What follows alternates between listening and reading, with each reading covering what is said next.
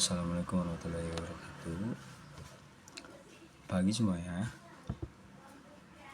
Puji syukur mari kita limpahkan atas rahmat Tuhan sehingga kita dapat berkumpul pada pagi hari ini dengan keadaan yang sehat dan semangat. Pertama-tama yang saya hormati Ibu Indawati selaku dosen pengampu Statiska dan teman-teman yang saya cintai yang tidak dapat saya sebutkan satu persatu tanpa mengurangi rasa hormat saya. Di sini saya akan menjelaskan tentang validitas instrumen penelitian. Saya di sini dari kelompok 3 yang beranggotakan 3 orang. Yang pertama saya Akbar Fatir Saputra, saya selaku moderator di sini, dan ada juga Siva dan ada Raisa. Baik teman-teman, sebelum lanjut saya akan menjelaskan terlebih dahulu tentang validitas. Validitas berasal dari kata validity yang berarti sejauh mana ketepatan dan juga kecermatan suatu alat ukur dalam melakukan fungsi ukurannya. Itu menurut Azwar pada tahun 2000. Uji validitas dilakukan untuk mengetahui apakah suatu instrumen sah atau valid untuk mengukur suatu variabel.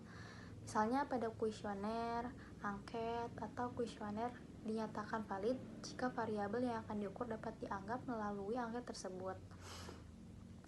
Sehingga dapat dikatakan bahwa variabel dapat diukur secara tepat oleh instrumen tersebut. Jenis-jenis validitas instrumen penelitian ada 3, yaitu yang pertama validitas isi, yang kedua validitas kriteria, yang ketiga itu validitas konstruk. Validitas isi, jika dikaitkan dengan pembelajaran, maka validitas isi adalah kesesuaian soal-soal atau materi dalam ujian dengan apa yang telah dipelajari siswa menurut Mardapi tahun 2008. Pengujian terhadap validitas isi menggunakan logika atau analisis rasional dengan melihat apakah item-item soal telah sesuai dengan kisi-kisinya. Dengan kata lain, validitas isi dapat dikatakan sebagai penilaian yang ditentukan berdasarkan individu atau secara subjektif. Validitas kriteria. Validitas kriteria digunakan ketika nilai atau skor tes dihubungkan dengan suatu kriteria. Ada 2 jenis validitas kriteria, yaitu validitas kriteria internal dan eksternal. Kriteria internal menggunakan tes itu sendiri sebagai kriteria, sedangkan kriteria eksternal menggunakan skor dari tes lain untuk menjadi kriteria. Validitas kriteria dikenal juga validitas empiris, menghubungkan skor tes dengan suatu kriteria. Jenisnya ada 2, yaitu validitas konkuren dan prediktif. Validitas konstruk. Validitas konstruk adalah validitas yang menunjukkan suatu instrumen mengukur konstruk atau karakteristik khusus, misalnya kecerdasan, motivasi, kecemasan, atau kemampuan berpikir kritis. Pengujiannya bisa dilakukan dengan mencocokkan faktor dalam instrumen dengan aspek yang ingin diukur melalui pendekatan logis maupun empiris. Teknik yang sering dipakai adalah analisis faktor untuk menyederhanakan indikator yang banyak menjadi beberapa faktor utama. Adapun rumus korelasi produk yaitu R(X)Y sama dengan N sigma Y. Sigma X Y dikali sigma X dikali sigma Y per N per akar N sigma X kuadrat dikurang dikali sigma X kuadrat dikali N sigma Y kuadrat dikurang dikali sigma XY kuadrat. Di sini ada contoh soal tentang validitas. Perhatikan tabel skor berikut ini. Dari data yang ada, tentukan masing-masing butir soal apakah valid atau tidak dengan tarif signifikan alpha 5%.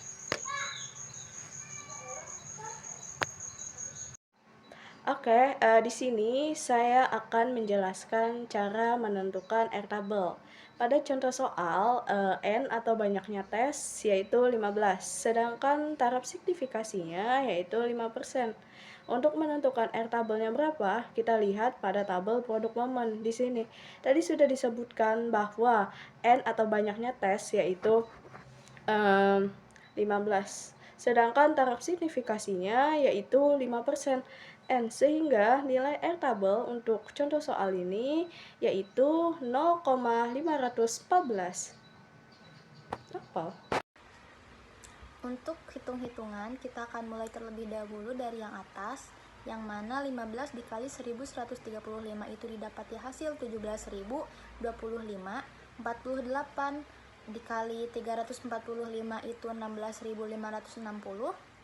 Lalu kita lanjut ke akar yang di bawah, itu 15 dikali 174 didapati hasil 2610, akar dari kuadrat 48 itu 2304. Lalu kita beralih ke yang di dalam kurung, 15 dikali 8089 itu hasilnya 121.335. 345 kuadrat itu didapati hasil 119.25. Lalu kita akan lanjutkan, jadi diperkecil lagi. 2610 dikurang 2304 itu didapati hasil 306. 121.335 dikurang 119.25 itu 2310. Kita akan kalikan 306 dikali 2310 itu hasilnya 7.686. Lalu kita akan perkecil lagi karena itu masih belum menentukan bahwa butir satu ini valid. Bagaimana cara menentukannya?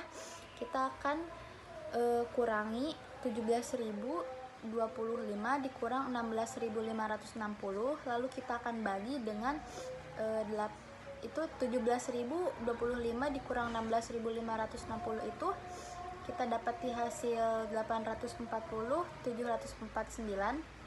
465 dikurang 845 itu kita bagi lagi, maka didapati hasil 0,55 yang membuktikan bahwa R hitung 0,55 itu lebih besar dari 0,514, maka dinyatakan butir satu ini valid. Assalamualaikum warahmatullahi wabarakatuh.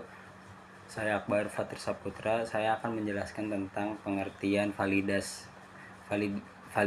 butir kedua. Validitas butir menunjukkan sejauh mana setiap item atau pertanyaan atau soal dalam instrumen mampu mengukur konstruk yang dimaksud. Jika item valid atau pertanyaan atau soal yang tadi saya sudah jelaskan, maka ia berkontribusi dengan baik terhadap skor total.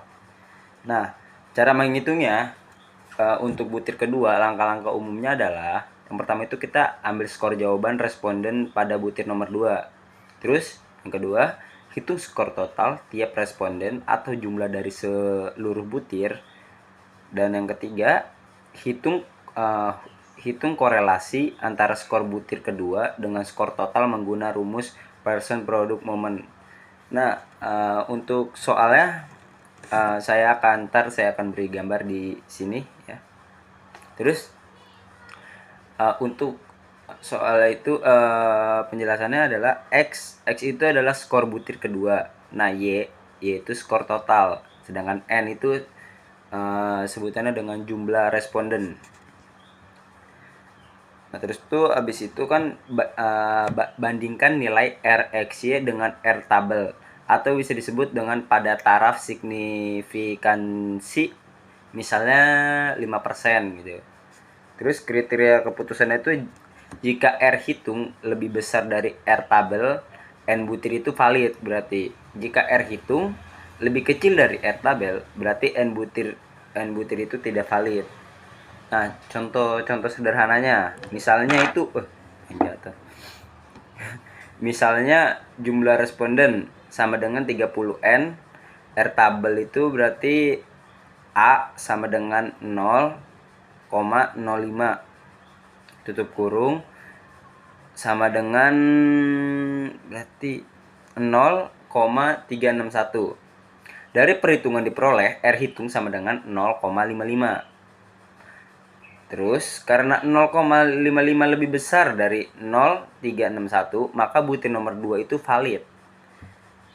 Jadi kesimpulan itu validitas butir kedua ditentukan dengan korelasi item total dan keputusannya diambil dengan membandingkan nilai korelasi hasil perhitungan dengan nilai kritis R tabel. Mungkin itu saja yang dapat saya sampaikan. Terima kasih.